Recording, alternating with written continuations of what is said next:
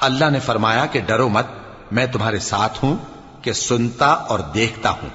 اچھا تو اس کے پاس جاؤ اور کہو کہ ہم آپ کے پروردگار کے بھیجے ہوئے ہیں، تو بنی اسرائیل کو ہمارے ساتھ جانے کی اجازت دیجیے اور انہیں عذاب نہ کیجیے۔